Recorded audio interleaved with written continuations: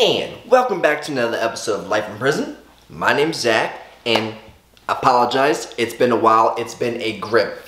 There's been a lot going on. So, for anyone that's new, go ahead, you already know what to do, and if you don't, hit that subscribe button.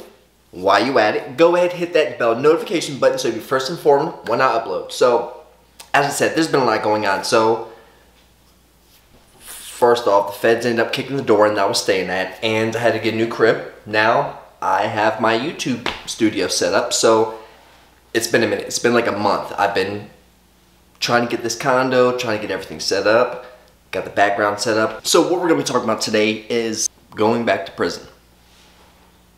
So unfortunately, I've actually talked about it before in another video, how it's easier in prison than it is on the streets. Because you got to think, once again, if you're in prison, right, and if you have people sending you money, you have no worries, you have no bills, you have no expectations, you're just there chilling with your homies. Unfortunately, the situation I was in, I was living with a dog after I ended up leaving my ex, you know what I'm saying?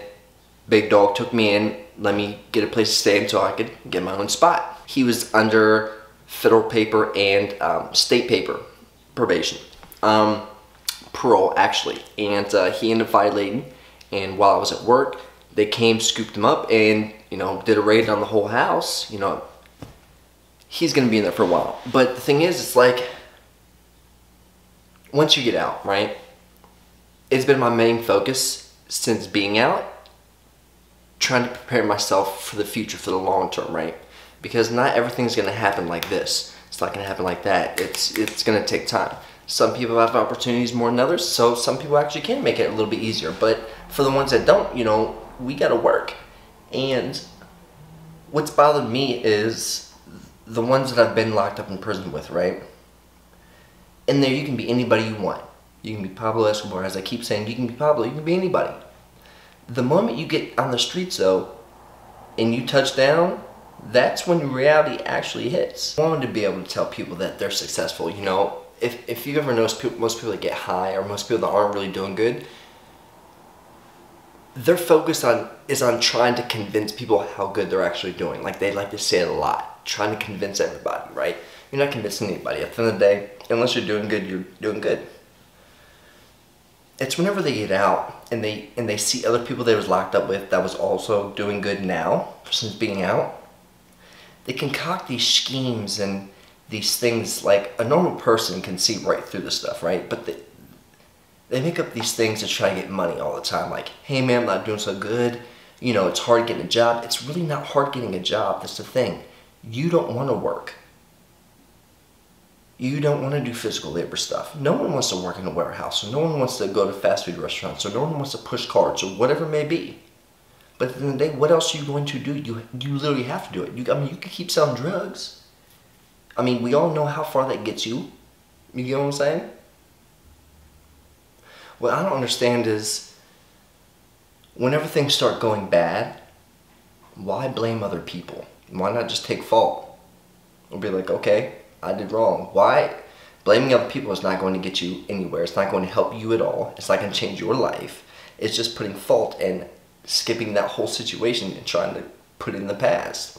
Another thing, like, whenever I do these interviews with my homeboys that's still locked up, Chewy, hopefully here, Cali, after he gets out the hole, I think he's got another like 6 months left. With the interviews that I do with these inmates, it's nothing but positivity, but for some reason they actually shut some of the inmates' tablets off. We're not sure if it's because of these videos, but we can only assume, since they've been doing nothing else except for these videos.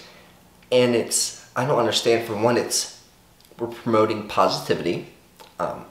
We're not exposing, you know, parts of the prison. We're not doing any of that stuff. And plus, you know, these inmates are getting paid for their stories. I mean, regardless, they can, at the end of the day, this is irrelevant, right? They can plead their case if they might be innocent or guilty, whatever it may be. Regardless, this isn't court. This is not, I'm not the judge. You guys are not the jury. So whatever they may talk about, or what we may talk about, it's not going to affect their prison sentence at all. They're still going to have their end date, if they even have one. Some of these dudes that I've talked to, they don't have an end date, so it's kind of irrelevant. But it just goes to show, like, people don't want to see positivity, right? These dudes are already in prison for whatever charges that they did and got charged with and got sentenced for. So why is it an issue if I were to pick up a camera and want to get their side of the story, or how prison really is from the inmate's perspective instead of the guard's perspective? I mean, at the end of the day, if I could get a guard on here and speak with them, I would. You know what I mean? I just know it's a job that they got to do. But I know one thing, no matter what, you always want to keep positivity around you. This is going to be a short video. Still kind of moving in, getting some things worked out. Still got to get internet service in here so I can start talking with these inmates still again. But I just wanted to get you guys, let you know that I am still here, still alive, still thriving. Trying to do a little bit of scene change, you know what I'm saying? Living in the city now, it's never lived in the city before, it's a little bit different. So, you know, you get to wake up to the church bells ringing on the half hour every hour. So it's a little different, it's a little new. Look, keep the positivity strong. As always, Stone Collective Supply Company, we in here, merch on fire, product still fire. Guys, go check them out. Like I said, Stone Collective Supply Company over on Instagram. Go ahead and like their shit. Go ahead and see what these working with. My man Caleb, he's still booming with it. So, as always, if you haven't done it, go ahead, hit that subscribe button, hit that bell notification button when you're first informed when I upload. There'll be another one coming. This is just a short little drop, just so you guys know that I'm still here, I'm still alive. Keep that positivity going, and don't ever give up. No matter what, no matter who, no matter why.